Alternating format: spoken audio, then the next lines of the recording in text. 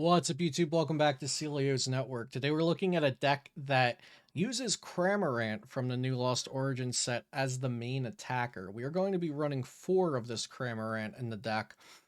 So let's take a look at this. But first, shout out to my sponsors, PotownStore.com, the best place to get PTCGO codes, CardTrooperGames.com, where you can find physical Pokemon TCG product, and Dragon Shield sleeves, my favorite sleeves to use for playing the Pokemon trading card game. You can find the affiliate link for Dragon Shield and also use code CELIO for the other 2 sites for 5% off.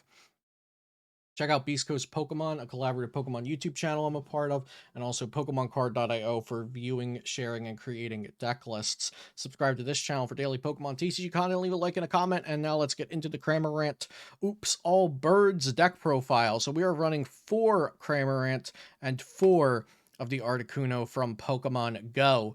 It says your basic water Pokemon's attacks, except any Articuno, do 10 more damage to your opponent's active Pokemon, and that stacks. So if we have 4 Articunos on the bench, our Cramorant does 40 extra damage, so that's 150, and then with a Choice Belt, that's 180. Now, we don't really need to hit the 180 all that often, but it can be used like late game to boss up a Crobat and take that last knockout. Usually, hitting anywhere from between 140 to 160 is going to be the sweet spot that we need to reach with this deck. To two-shot pretty much everything in the format with Spit Innocently. This Cramorant gets to attack for free because of Lost Provisions. If you have 4 or more cards in the Lost Zone, ignore all energy in this Pokemon's attack costs. So Spit Innocently might not seem that great, but when we get to do it for free every turn, it's really something. So we also have this Old Cemetery to spread a little bit of damage here and there if the opponent can't bump it. Whenever any player attaches an energy card from their hand to one of their non-psychic Pokemon, put 2 damage counters on that Pokemon. So that can help us out getting some damage. And we also have Lost Vacuum.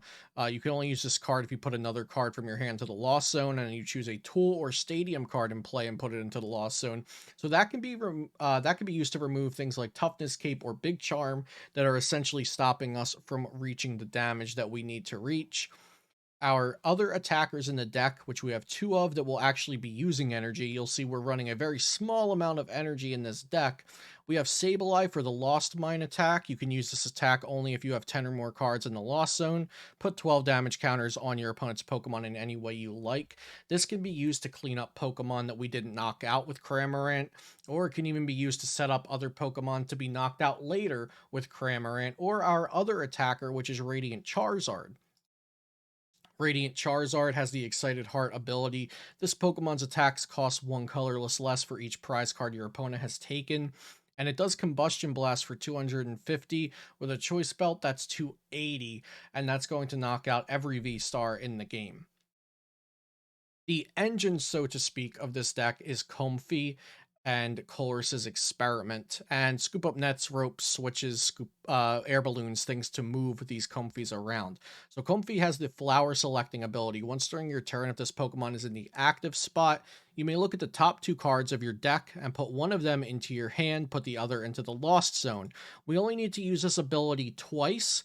In addition to using a Colress's Experiment, look at the top 5, 3 to your hand and 2 to the Lost Zone. 2 Comfey abilities, 1 Colress, and we are ready to start attacking with Cramorant for free due to the Lost Provisions ability. So a normal board setup that I'm going to want to get with this deck is going to be a Cramorant, a Choice Belt on the Cramorant, maybe 1 or 2 Articunos, depending on how much damage we need to hit the opponent's Pokemon for to reach 1-hit knockouts. And then also a Comfey or 2 on the bench for when that active Cramorant gets knocked out.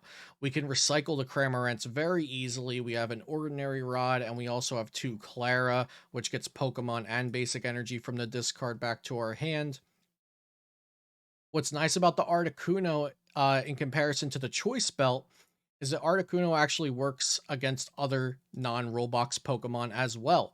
So this Cramorant hitting for 110 with a Choice Belt would not be able to take care of all of the Regis in the Regigigas deck. But with the help of Articuno, you can actually trade evenly with most other single prize attackers, especially basic single prize attackers, that will bring Spit Innocently up into that 130 damage range with just 2 Articunos on the board. A problem for this deck could be Empoleon V, which has the ability that reads when it is active, your opponent's non-rule box basic Pokemon do not have abilities. That's going to really hurt us because 5 out of 6 of our Pokemon that we're playing are non-rule box basic Pokemon with abilities. So I do have 2 Path to the Peak in this deck. Now, I'm not sure if this is going to swing that matchup of Empoleon teched decks into being favorable, but it will certainly make them winnable. So Path to the Peak will shut off that Empoleon ability and then allow our Cramorant to again attack for free, our Articuno to buff its attacks, and our Comfey to use flower selecting.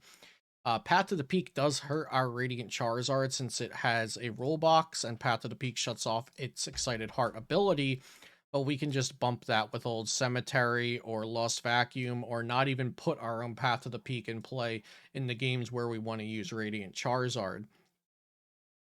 I think I've mentioned already the Colress's Experiment, the Klara, we all know what Boss and Marnie does, Hisuian Heavy Ball to get Pokemon out of the prizes if they are prized. I did mention we are only running 2 Fire and 2 Psychic, so you do want to be careful when you're lost zoning things, not to lost zone both of your Fire or both of your Psychic energy if you think you might need them at some point during the game.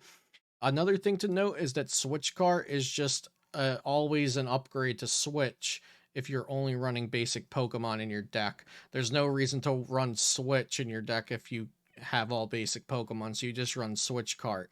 It won't matter most of the time, but sometimes, like maybe against a spread deck that's also using Sableye, it could be the difference, so you want to always just run the more optimal card.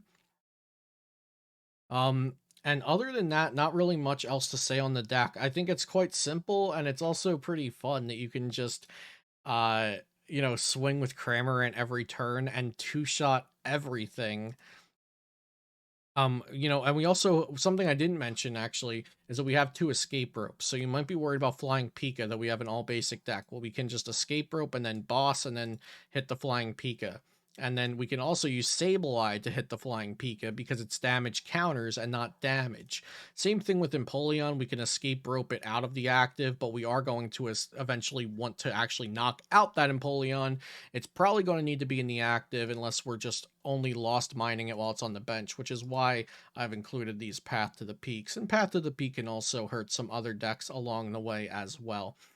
So that's it for this deck profile. I will leave the export for it in the description down below. And if you have any questions about this deck or the cards or anything like that, please leave it in the comments down below. Leave a like on the video and subscribe for daily Pokemon TCG content. Thanks for watching, and I'll see you next time here on Celio's Network.